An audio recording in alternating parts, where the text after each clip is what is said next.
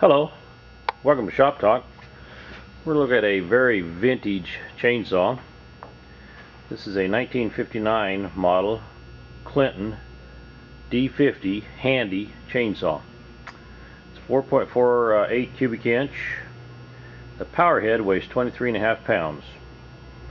And this saw is capable of running up to a 24-inch bar and chain. This one's got a 20-inch bar and chain. This would be a great saw for the collector. You have to do some restoration on it. It turns over, has compression, it's lacking fire, it's got a breaker point system. You're going to have to either clean that up or do a little tune-up on it, do some carburation work. This is just as I found it, under a house, and we'll take a look at it. Got a real nice roller nose bar. That chain's pretty unique, pretty hard to come by. That is a Clinton chain, stamped on it Clinton. And it's got a different sequence there. Every other tooth is split. They did that back then. The thinking was that it pulled out the shavings better. And we'll just take a look at some of the features this has. I really like the falling spike. You won't see this very often. Isn't that something? Metal plate, a couple of spikes they've had there, and they are flexible. Retractable, I guess you'd call it. Spring loaded.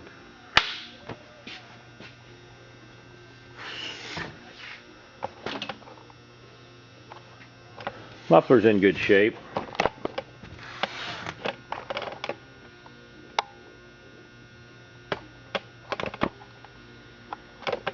And there's the bar tensioner right there. I see it is missing the cover for the air cleaner and the element. There was a filter that went in there. A lot of the old cutters, timber cutters, removed the air filters and the covers. They liked the saws to perform the best they could. Most of them are gone on these old saws. Quite a unique cover here on the spark plug. Got a little trip lever. Pop that off, and you can get in there to the spark plug. And that's what that looks like there. It's got a little ear on it. Gasket.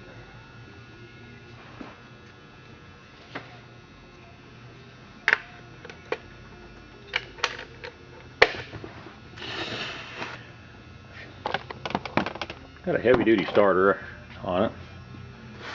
A little spot here where you oil it daily. And it's got good compression. Fire is all it's lacking. You're going to have to get some fire to it and some cosmetics. I see the little manual pump buttons gone, and the little 90-degree fuel hookup there is missing. But overall, it's pretty good shape.